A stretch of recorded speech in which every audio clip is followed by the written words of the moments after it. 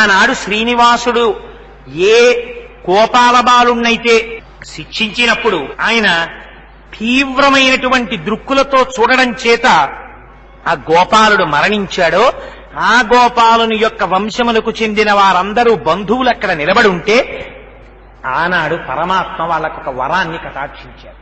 ఏమిటో తెలుసా అండి వరం?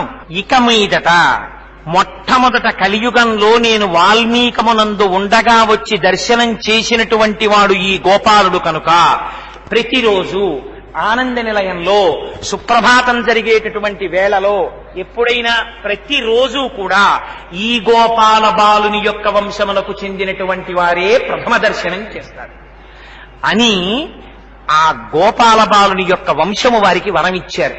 అందుకే ఇప్పటికీ కూడా సన్నిధి గొల్ల అని ఆనంద నిలయంలో స్వామివారి సుప్రభాతం పలికేటటువంటి సమయంలో తెల్లవారుజామున 2 గంటలకే నిద్రలేచి స్నానం చేసి ఊర్ధ్వపుండ్రములను పెట్టుకుని చేతిలో ఒక రకమైనటువంటి పరికరాన్ని ఒక దాన్ని పట్టుకుని అది మోగిస్తూ అక్కడ ఉన్నటువంటి అర్చకుల ఇళ్లకి వెళ్లి వాళ్ళని నిద్రలేపి వాళ్ళు కుంచకోల అని పట్టుకుని వస్తారు స్వామివారి ఆలయం తెరవడానికి.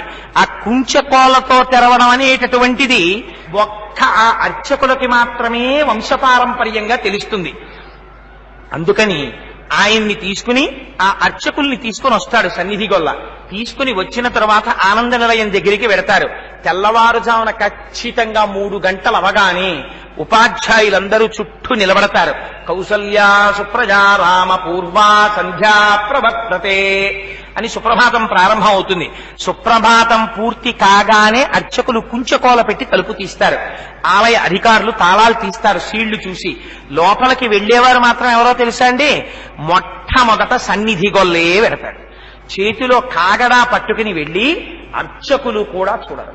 వెంకటేశ్వర స్వామి వారికి ఎదురుగా ఉండేటటువంటి పరదాని తొలగించి అక్కడ రాత్రి ఏకాంత సేవ చేయబడినటువంటి భోగ శ్రీనివాసుడికి ప్రదక్షిణం చేసి లోపలికెడతారు. వెడితే అక్కడ కాగడా వెలుతురులో కులశేఖర్ ఆళ్వార్ పడి దాటకుండా బయట నించుని తెర పక్కకి తీసి కాగడా వెలుతురులో ఆపాదమస్తకం మొట్టమొదట 7 కొండల వాణ్ణి చూసి పొంగి పరవశించిపోయేటటువంటి అదృష్టం ఆనాటి నుంచి ఈనాటి వరకు ఆ గొల్లవాని వంశం వాళ్ళని. ఇప్పటికీ సన్నిధి గొల్లే చూస్తాడు. చూసిన తరువాత పాలు మొదటి నైవేద్యంగా పెడతారు. ఒక ఆవు రూపంలో బ్రహ్మగారు వచ్చి నాకు పాలిచ్చారు కనుక నేను నిద్ర లేవగానే స్వామి నిజంగా నిద్రపోతాడా? నిన్నటి రోజున మీకు చెప్పాను, మన కోసమని మన ఆర్తితో చేసేటటువంటి సేవ. ఆయనే నిద్రపోతే మన్ని చూసేవాళ్ళు ఎవరండి? అందుకని మొట్టమొదట స్వామి పాలు ఆరగిస్తారు. ఆరగించిన పాల యొక్క ప్రసాదాన్ని ఆ శేషాన్ని సన్నిధి గొల్లకిస్తారు. ఇప్పటికీ ఆ సన్నిధి గొల్ల ఆ పాలు తీసుకుంటారు. స్వామివారికి ఇచ్చేటటువంటి మొదటి తాంబూలం కూడా ప్రసాదంగా సన్నిధి గొల్లకే ఇస్తారు. ఆనాటి నుంచి ఈనాటి వరకు ఏ గోపాలుడైతే ఏ గొల్లవాడైతే గొడ్డలి పెట్టి ఆనాడు ఆవుని కొట్టాడో ఆ వంశంలోని వాళ్ళకే ఇప్పటికీ అధికారం. వెంకటేశ్వర స్వామి వారి ప్రథమ దర్శనాధికారం వాళ్ళనే. సరే, ఆ తరువాత